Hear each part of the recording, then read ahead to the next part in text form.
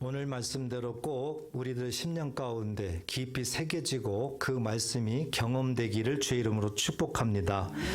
통계청 통계 자료를 보면은 이 38개 OECD 회원국이 있는데요.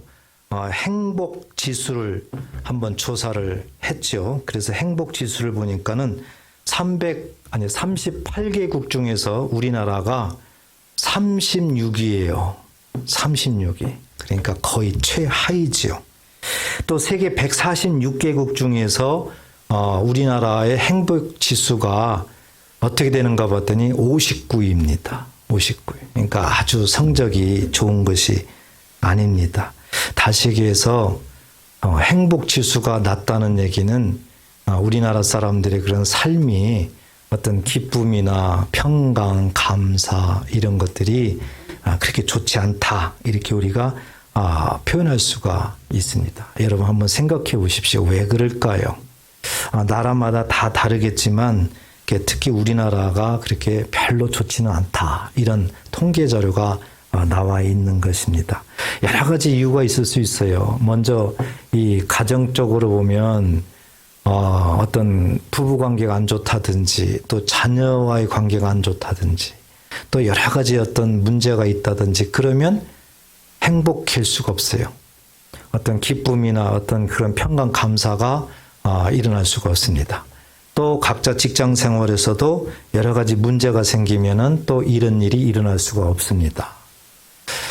사방팔방 알고 보면 다 그런 조짐들이 많이 보이지요. 예. 행복할 수 없는 그런 원인들이 참 많습니다. 교회 안에서도 마찬가지입니다. 교회 안에서도 관계가 안 좋으면 기쁨과 평강 이것은 거리가 멀게 됩니다.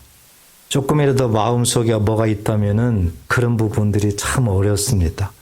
알고 보면 우리들의 삶 전방위적으로 세상에서나 교회에서나 나를 행복하게 할 수 없는 내가 기쁨과 평강을 누릴 수 없는 이런 일들이 그냥 널려 있어요. 그렇지 않아요? 그래서 참 행복하기가 쉽지가 않다. 우리는 정말 맨날 기뻐하고 늘 평안하게 감사하게 그 살고 싶은데 마음은 원인데 이 삶이 그렇게 되질 않는다.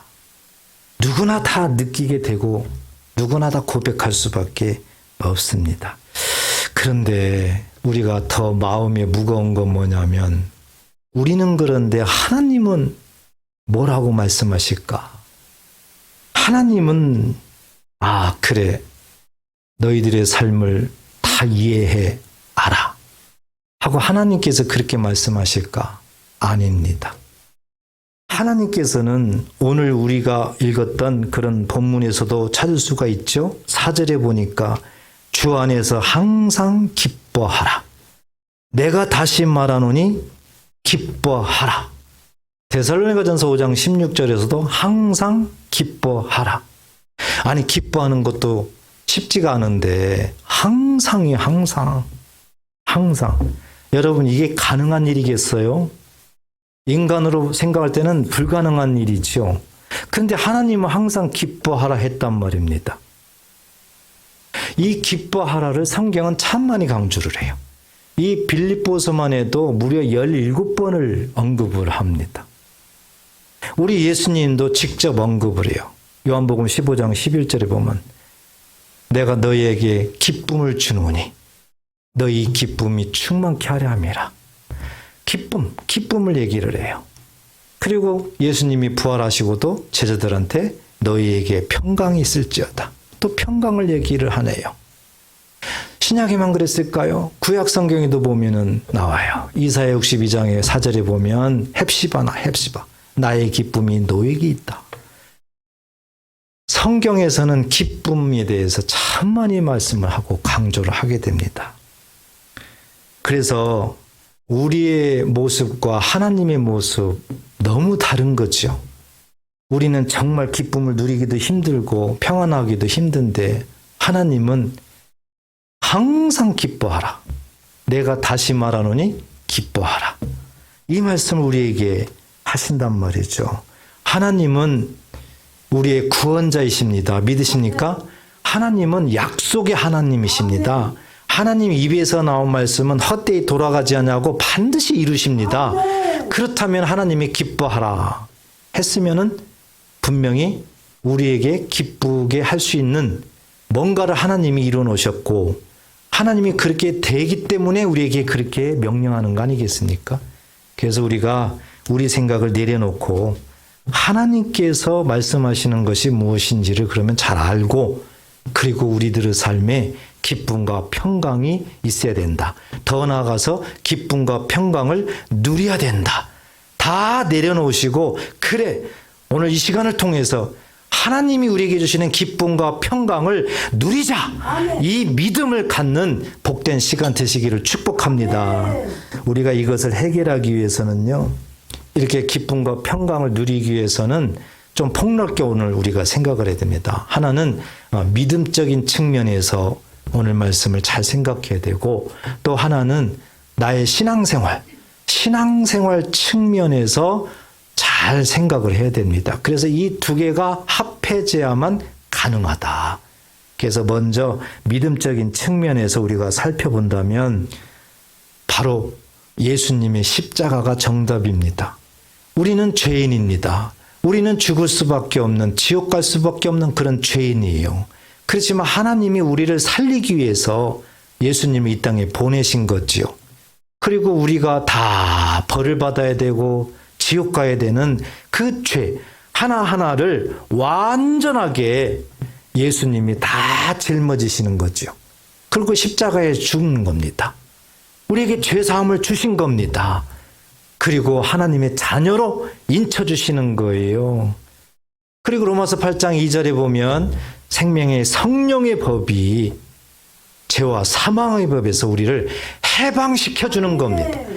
해방시켜 준 거예요. 그러니까 우리에게 이미 기쁨이라는 하나님의 선물이 쿵 하고 우리에게 던져진 겁니다. 그러면은 그 던져진 곳이 어디냐? 히브리서 10장에 보면은 15절에 보면 또한 성령이 우리에게 증언하시되 주께서 이르시되 그날 후로는 그들과 맺을 언약이 이것이라 하시고 내 법을 그들의 마음에 두고 그들의 생각에 기록하리라 하신 후에 그랬습니다. 예수님의 십자가를 통해서 우리를 죄에서 해방시키셨어요. 하나님의 자녀로 삼으셨어요. 믿으십니까? 하나님 나라 시민권을 우리에게 주셨어요. 이 하나님께서 해놓으신 이 모든 일들을 하나님께서 우리들의 마음에 두셨다. 우리들의 생각에 기록했다. 우리들의 마음과 생각에 기록했다는 겁니다. 쿵. 우리들의 마음과 생각에 넣었다는 거죠. 그래서 하나님이 주시는 이 기쁨, 평안은 예수 믿는 자들에게는 이미 우리 속에, 우리 마음에, 우리 생각에 기록되어 있다는 거죠. 이것이 믿음적인 측면이에요. 이 사실을 믿느냐, 못 믿느냐, 정말 믿느냐, 이게 문제입니다. 글자로만 아느냐, 내 가슴 속에서 뜨거워지느냐, 이것이 문제입니다. 사람들마다, 성도들마다.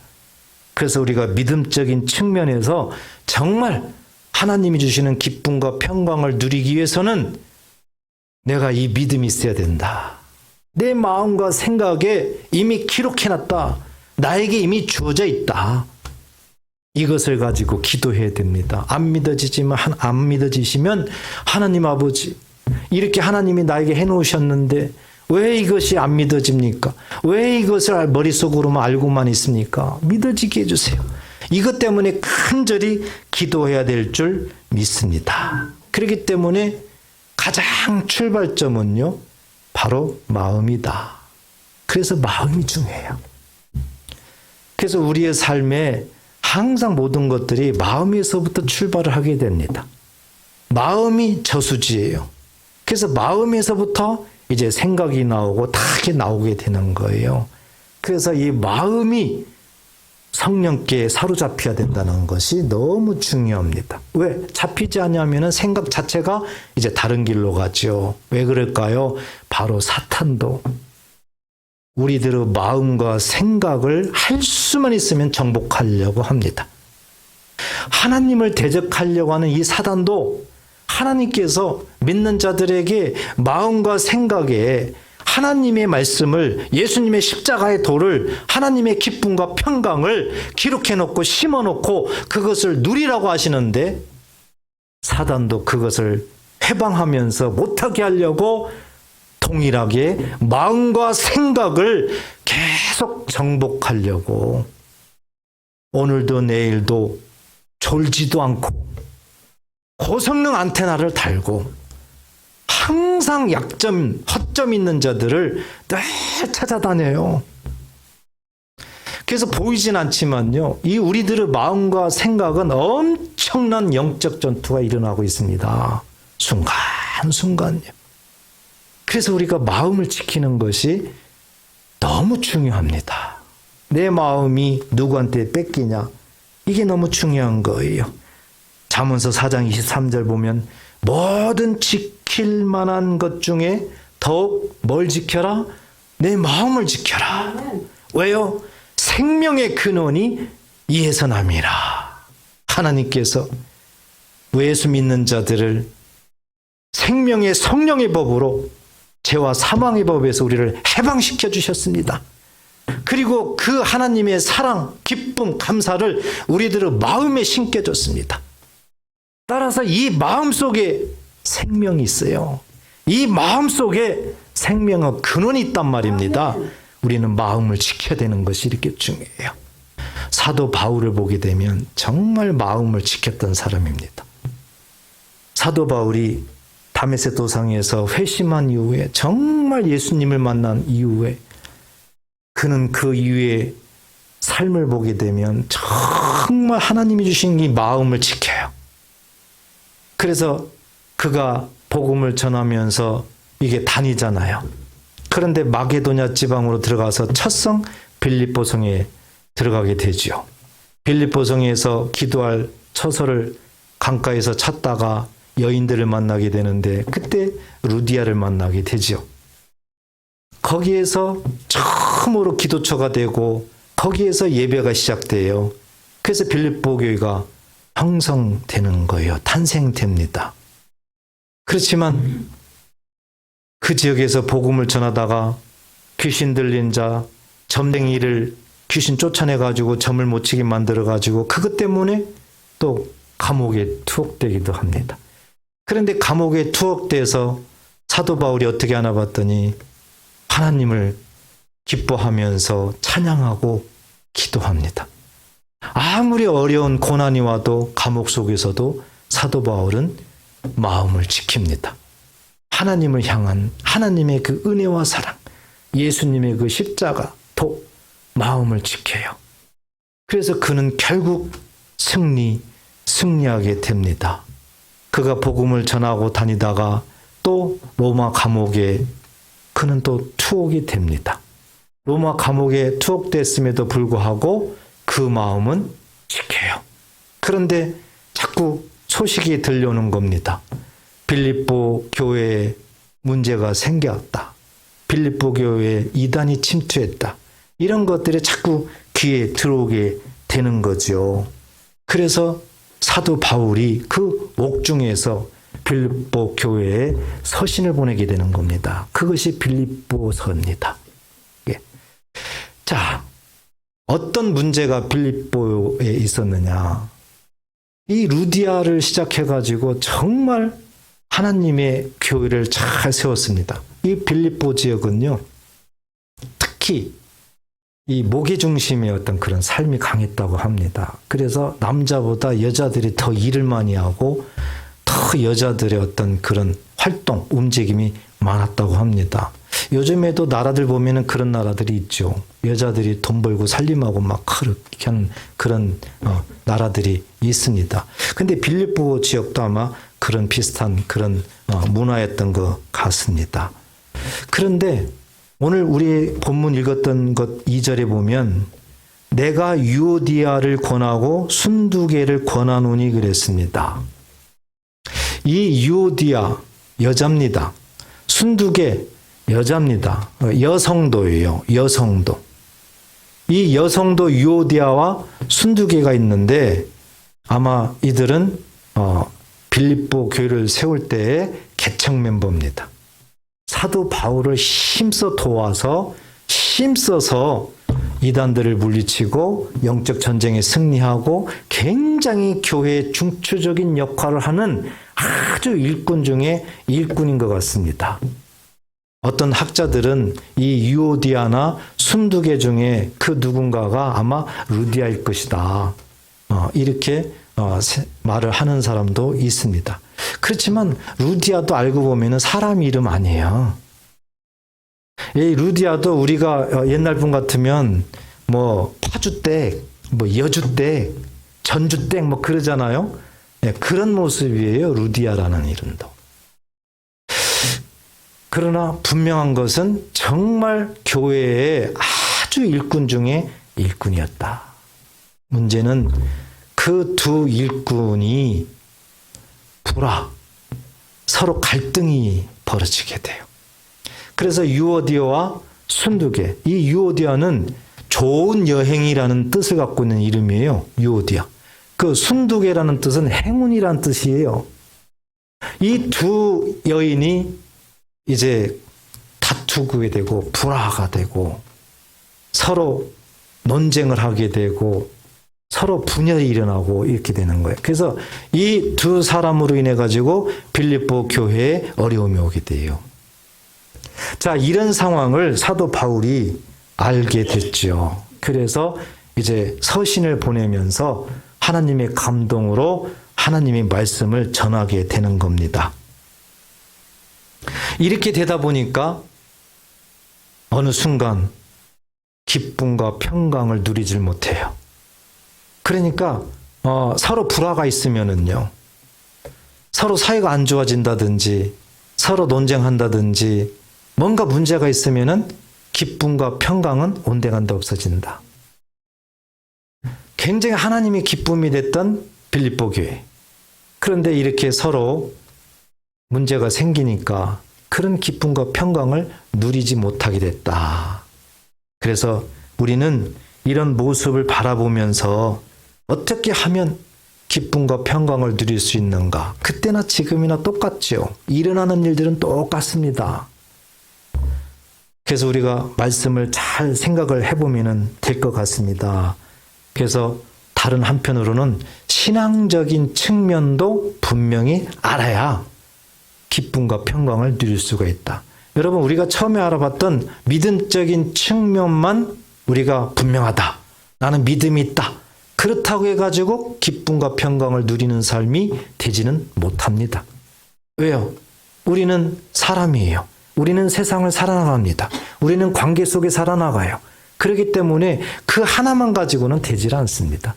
그래서 신앙생활의 측면에서도 분명히 알아야 우리는 하나님이 주시는 기쁨과 평강을 누릴 수가 있다는 것입니다. 그러면 오늘 유오디아와 순두개를 통해서 하나님께서 어떻게 말씀을 하셔서 기쁨과 평강을 누리게 하시는가? 그것을 우리가 알게 되면 우리도 그렇게 적용하면 우리는 기쁨과 평강을 누릴 수가 있다는 것이지요. 그래서 이 말씀이 중요하다는 겁니다. 그래서 한 가지는 어떻게 해야 기쁨과 평강을 누릴 수가 있는가? 그 한 가지는 2절에 보니까 내가 유오디아를 권하고 순두개를 권하노니 주 안에서 같은 마음을 품으라 그랬습니다. 한 가지는 뭡니까? 같은 마음을 품어야 된다. 같은 마음을 품어야 기쁨이 일어나게 되고 평강을 누릴 수가 있다는 거죠. 여러분, 같은 마음을 품으려면은 뭐가 전제가 돼야 됩니까? 우리가 읽었던 말씀 중에 찾아본다면 5절 보면 너희 관용을 모든 사람에게 알게 하라 그랬습니다. 주께서 가까우시니라 그랬습니다. 관용해야 된다는 관용. 관용이라는 건 뭡니까? 마음을 너그럽게 상대방을 용서하는 거예요. 마음을 너그럽게 해서 용서하는 것이 관용입니다. 관용. 그러니까 같은 마음을 품으려면은 내가 상대방에게 마음을 너그럽게 해서 용서하는 마음이 있어야지 하나가 될 수가 있다. 하나가 될 수가 있다. 그렇게 되면은 화합이 되는 거고 한 마음이 되는 거죠. 그러니까 같은 마음을 품으려면은 관용이 있어야 된다. 관용. 그래야 화합이 되고 하나가 될 수가 있다. 성경은 우리에게 말씀을 합니다. 이것이 돼야만 우리들의 마음속에 기쁨이 있는 거예요. 우리가 평안한 그런 모습을 살 수가 있는 거죠. 이게 안 되면은요, 아무리 믿음 좋다고 뭐 옆에서 인정을 한다 하더라도 안 됩니다. 인간이기 때문에 안 돼요. 근데 이런 교회가 참 많아요. 초대교회 때도 보면 고린도 교회가 대표적입니다. 고린도 교회가 그렇게 하나가 안 됩니다. 잘 삽니다. 부족한 거 없어요. 그러다 보니까 사람마다 자기네들이 주장하는 거 뭐 이런 것이 많아서 그런지 몰라도 참 하나가 안 돼요. 그리고 파당이 막 생깁니다. 나는 바울파다, 아볼로파다, 뭐 파가 많이 생기고요. 또 그렇게 우상을 많이 섬겨요. 우상을 섬기면서도 막 예수 믿는다고 하고 아주 복잡한 교회가 고린도 교회예요. 그런데 이러한 교회를 향해서 하나님께서 어떻게 말씀하셨을까? 고린도전서 1장 10절에 보면은 형제들아 내가 우리 주 예수 그리스도의 이름으로 너희를 권하노니 예수 이름으로 명령하는 겁니다. 모두가 같은 말을 하고 너희 가운데 분쟁이 없이 같은 마음과 같은 뜻으로 온전히 합하라. 하나님의 음성으로 들으시기 바랍니다. 이게 왜 이렇게 중요하느냐? 그래야 기쁨을 누릴 수 있다는 거예요. 기쁨을. 이게 안 되면 안 돼요. 절대 기쁨을 누릴 수가 없는 거죠. 분열되어 있는 상황에서는 절대 하나님의 역사는 일어나지 않다는 것입니다. 성령의 역사는 일어나지 않는다는 거예요. 그래서 우리들은 신앙생활이 중요하다. 내가 어떻게 신앙생활을 하냐에 따라서 굉장히 중요하다는 거죠. 오늘 유오디아와 순두계를 통해서 우리 마음속에 정말 관용함으로 화합이 돼서 한 마음이 돼야 하나님의 역사가 일어나고 우리들의 마음속에 기쁨이 충만하고 또 하나님이 주시는 평안을 누릴 수가 있구나. 꼭 이 믿음을 가지시고 하나님 앞에 순종하는 우리 모두가 되시기를 주의 이름으로 축복합니다. 두 번째로 빌립보 교회를 통해서 어떻게 하면 우리가 신앙생활을 하고 그럴 때 기쁨과 평강을 누릴 수가 있을까? 3절 보면 두 번째 우리에게 보여줍니다. 또 참으로 나와 멍에를 같이 한 내게 구하노니 복음에 나와 함께 힘쓰던 저 여인들을 돕고 그랬어요. 여기서 저 여인들은 누굽니까? 유오디아와 순두계. 얼마나 교회를 위해서 헌신하고 봉사하는지 몰라요. 그런데 그걸 그냥 그저 바라만 보고 그런 사람들이 많다는 거예요. 그러지 말고 도와주라. 열심히 하고 있는 저 헌신자들을 좀 도와줘라. 도우라는 거지요. 또한 글레멘드와 그 외 나의 동역자들을 도우라. 이 글레멘드 사람 이름이 나오죠. 그 외 나의 동역자. 그러니까 유오디아와 순두계뿐만 아니라 빌립보 교회에는 참 헌신된 사람들이 많이 있었다는 겁니다. 그 사람들도 도우라는 거예요. 그 사람들을. 그러면서 분명히 말합니다. 그 이름들이 생명책이 있느니라. 하나님 앞에 교회를 위해서 헌신하고 정말 사단의 세력을 막고 죽도록 충성하는 저 사역자들, 저 동역자들 분명히 하나님 나라 생명책에 기록돼 있다. 그러니까 도우라는 거예요. 도우라. 자, 여기에서 우리가 알 수 있는 건 뭡니까? 서로 도와야 된다. 서로 도울 때 내가 기쁨도 있어요. 서로 도울 때 내 마음이 평안해요. 서로 도울 때 보람도 느낍니다. 도울 때. 돕지 아니하면은 하나님이 주시는 이런 기쁨, 평안을 누릴 수가 없다는 거지요. 그래서 이 돕는다는 것이 이렇게 중요하다. 로마서 10장 17, 18절에도 보면 하나님의 나라는 먹는 것과 마시는 것이 아니랍니다. 그러면 뭐예요? 오직 성령 안에 있는 의와 평강과 희락이랍니다. 의, 복음이죠. 하나님 말씀이에요. 평강, 희락, 기쁨이죠. 의와 평강과 희락이 하나님 나라랍니다. 하나님 나라는 먹고 마시는 거에 있지 않다는 거죠. 자, 이렇게 말씀하시면서 18절에 보니까 이로써 그랬습니다. 이로써. 이로써는 뭐예요? 의와 평강과 희락으로써. 그리스도를 섬기는 자 그랬어요. 여기서 섬김이 나오죠. 아, 돕는다는 것이 섬김입니다. 돕는다는 것이 봉사를 말하는 겁니다. 섬김과 봉사, 이것을 돕는다, 이렇게 성경은 말하고 있는 것이죠. 그래서 이렇게 의와 평강과 희락으로 예수님을 섬기는 자는, 예수님은 보이지 않죠? 예수 믿는 자를 섬기는 것이 예수를 섬기는 거예요.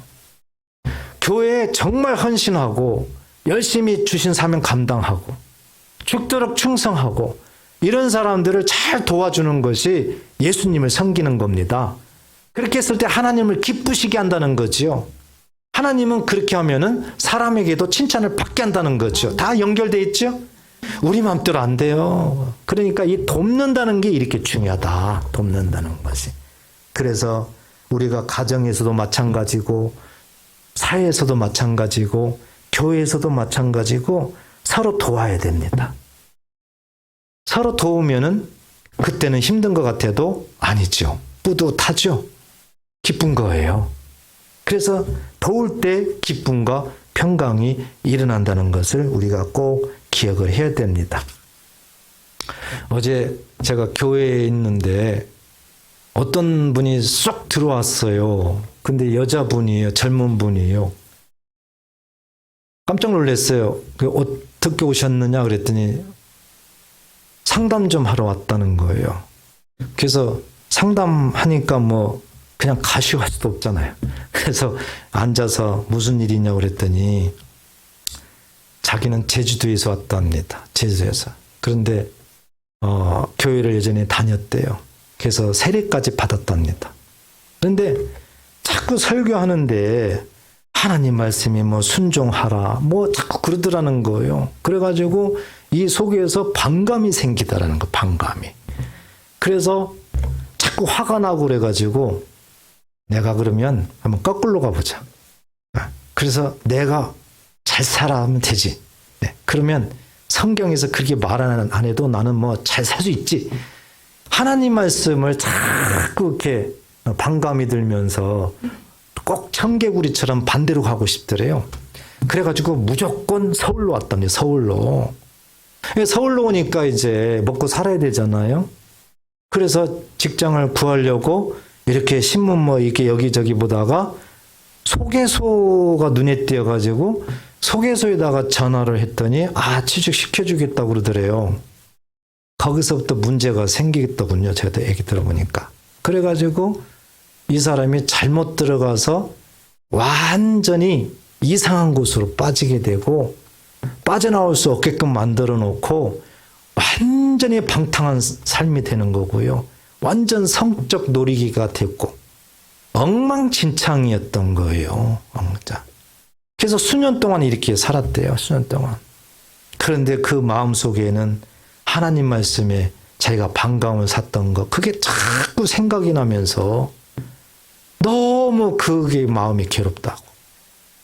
그래서 야밤도주를 했대요. 도망 나왔대요. 그러고 나서 내가 이걸 어떻게 해야 될까? 교회가 생각나더랍니다. 그래서 교회를 왔는데 어떻게 우리 교회로 온 거예요? 그래서 목사님 저 같은 사람 어떻게 해요? 하면서 울더라고요. 그래서 제가 복음을 쭉 전했습니다. 들어올 때는요 정말 막 그 우울 그 아시죠? 완전히 뭐 밟은 것처럼 막 그 모습 그런 모습으로 쓰러질 것 같은 막 그랬는데요. 제가 1시간 반 정도 복음을 전했어요. 복음을. 딱 그러고 나서 이제 기도해주고 보내려고 그랬는데 목사님 저 안수기도 좀 해주세요. 딱 그러는 거예요. 제가 깜짝 놀랐죠. 야, 우리 교회 성도들도 기도해달라 소리도 잘 안 하는데 무슨 안수기도 그러니 안 해줄 수가 있나요? 거기서 기도를 해줬죠. 그냥 펑펑 울더라고요. 끝나니까는 제주도로 갈래요. 가서 다시 예수님 믿을래요. 그리고 이분이 그냥 얼굴에 이렇게 뭔가 이제 핏기가 있고 뭔가 회복된 듯한 그런 모습이더라고요. 그래서 제 마음에 제주도 간다니까 어떻게 해요?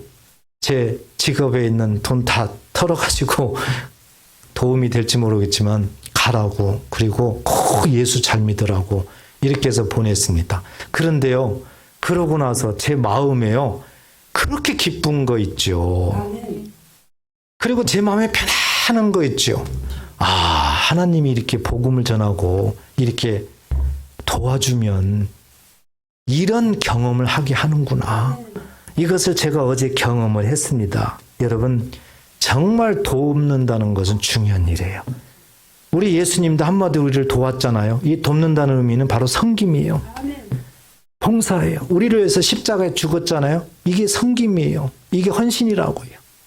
그래서 우리가 가정에서도 그렇고 직장에서도 그렇고 할 수만 있으면 자꾸 도와줘야 돼요.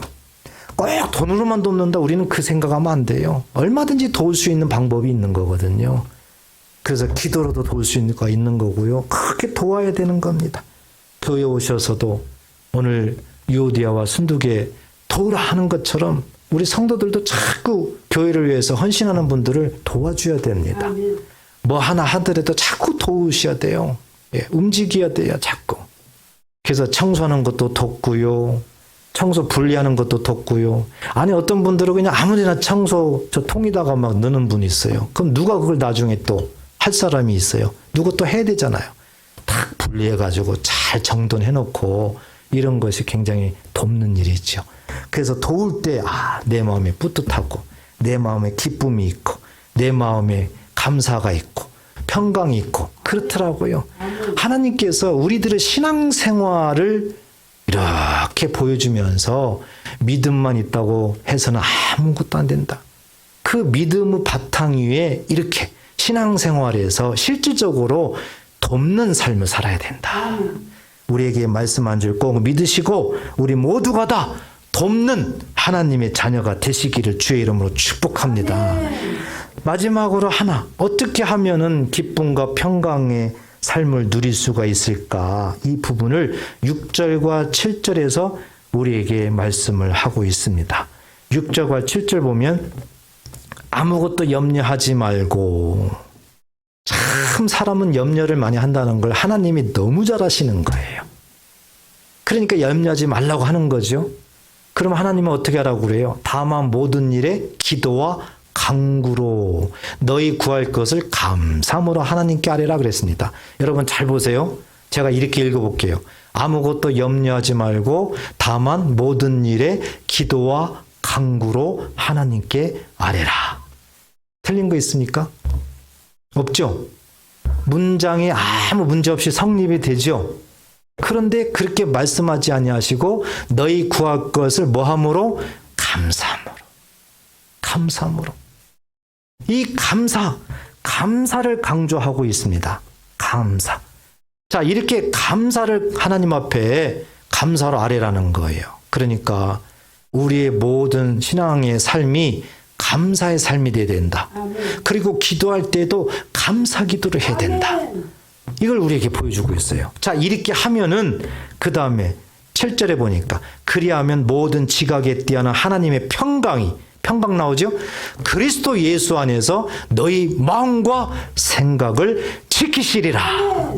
하나님 앞에서 우리가 감사하는 삶을 살게 되고 기도할 때 감사하는 기도를 하게 되면은 하나님께서 하나님의 평강을 우리의 마음과 생각 속에 충만하게 한다는 겁니다. 그렇게 해서 기쁨과 평강의 삶을 누릴 수가 있다. 우리에게 말씀을 하는 거죠. 우리는 이 말씀을 한번 새겨야 되는 거예요. 내가 평소에 늘 감사하는 생활을 했는가? 나에게 누가 뭘 해준다, 뭐 어떻게 된다 그러면 다 감사한 마음을 갖고 있었는가? 우리는 한번 뒤돌아봐야 됩니다. 그리고 기도할 때 우리는 어떻게 기도했을까요? 하나님 앞에 정말 감사 기도가 가장 중심에 서서 하나님 앞에 기도할 때 감사합니다 하나님 했을까요? 아니면 내 삶이 왜 이래요? 나는 왜 이렇게밖에 못 살아요? 원망과 불평하면서 하나님 앞에 따지는 기도를 했나요? 우리는 한번 뒤돌아봐야 됩니다. 하나님은 더 감사라는 거예요. 왜요? 우리가 처음 봤잖아요. 지옥 갈 수밖에 없는 인생 아니냐. 그런데 예수님을 통해서 십자가의 죽음으로 모든 것들을 다 없애고 우리에게 구원, 천국에 갈 수 있는 자격증을 줬지 않느냐. 인간의 힘으로 할 수 없는 그것. 그러니까 감사해야지. 감사를 강조하고 있어요. 골로새서 3장 17절에 보면 무엇을 하든지 말에나 일에나 우리가 생활하면서 뭘 해도 주 예수 이름으로 하라는 겁니다. 예수 이름으로. 그러니까 예수님한테 하듯이 하라는 거예요. 예수 이름으로. 그리고 뭐라는 거니까 그를 힘입어 하나님 아버지께 감사하라. 감사. 그래서 감사는요. 감사. 입만 열면 감사. 이런 사람을 하나님이 기뻐하더라니까요. 네. 그래서 늘 감사가 굉장히 중요합니다. 여러분, 감사는요. 하나님의 사랑과 은혜에 대한 반응입니다. 감사는요. 하나님을 신뢰한다는 나의 태도입니다. 감사는요. 하나님의 역사를 일으킬 수 있는 하나님의 능력입니다. 감사가 이렇게 중요해요. 그래서 기도할 때 감사 기도를 하셔야 됩니다. 기도할 때. 나의 모든 것을 하나님은 아시고 내 형편과 사정을 아시면서도 나를 이렇게 인도하셨구나. 하나님 앞에 정말 감사 기도를 하셔야 됩니다. 그럴 때 우리의 기도가 응답이 되는 거예요. 그러니까 기도 응답 받으려면은 감사 기도하는 것이 굉장히 중요하다. 꼭 적용하시기를 축복합니다. 아멘. 오늘 사도 바울은요, 감사할 수 없는 환경입니다. 왜요? 감옥에 있어요. 감옥에. 그럼에도 그는 마음속에 나를 구원하신 우리 예수님 생각하면서 나 같은 죄인 중에 괴수인 나를 이렇게 구원하셨다. 그 마음속에 감사가 넘칩니다. 그리고 옥중에서도 하나님을 기쁨으로 찬양을 해요. 그리고 교회가 소식이 뭔가 불화가 일어나서 서로 감사하지 못하고 서로 기쁨을 누리지 못하고 평안을 누리지 못하는 이 빌립보 교회 성도들 너무 마음이 안타까운 겁니다. 그래서 성령의 감동으로 사도 바울은 감옥에서 서신을 보내는 거예요. 그리고 말을 합니다. 같은 마음을 품어라. 그래야 된다. 서로 도우라. 가만히 있지 말고 뭘 해도 도와서 합력해라. 그리고 늘 감사해라. 기도할 때 감사 기도를 해라. 아멘. 이렇게 하면 하나님이 주신 그 기쁨, 내가 그걸 누리고 있지 않느냐? 사도 바울이 말하고 있는 거예요. 내가 고난 속에서도 감옥 속에서도 이 기쁨을 누리고 있지 않느냐? 평강, 내가 누리고 있지 않느냐? 하면서 빌립보 성도들을 하나님께서 다시 한번 격려하고 다시 한번 명령하고 계속 기쁨과 평강의 삶을 살기를 그렇게 원하는 그 하나님의 사랑과 은혜, 오늘 우리에게도 하나님의 음성으로 들려주신 줄 믿습니다. 이 기쁨과 평강은 그 누구도 빼앗을 수가 없어요. 절대적으로요. 우리 예수님이 말씀하셨어요. 요한복음 16장 22절에 보면 지금은 너희가 근심하나 내가 다시 너희를 보리니 너희 마음이 기쁠 것이요 너희 기쁨을 빼앗을 자가 없으리라. 예수 믿고 성령 받은 자들은 하나님께서 1:1로 완벽하게 하나님 나라의 시민권을 부여했고 자녀로 삼으셨고 하나님의 나라 상속자로 삼으셨기 때문에 이 믿음을 가지고 우리가 신앙생활도 오늘 말씀을 본받아서 하게 되면은요, 기쁨과 이 평강은 절대 원수마귀가 빼앗을 수가 없고요, 우리를 어떻게 할 수가 없습니다. 이것은 하나님의 약속입니다. 믿음적인 측면에서 어떻게 해야 기쁨과 평강을 얻는가? 신앙생활의 측면에서 어떻게 해야 기쁨과 평안을 얻는가? 오늘 말씀을 살펴봤습니다. 꼭 말씀대로 순종하시고 적용하셔서 비록 힘들고 지치고 많은 시험이 있고 서로 관계 속에서도 여러 가지 문제가 있지만 이 모든 것들은 하나님 앞에 딱 걸림돌이에요. 다시 한번 마음을 새롭게 해서 기쁨과 평안한 충만한 삶을 사시기를 주의 이름으로 축복합니다. 기도하겠습니다. 하나님 아버지,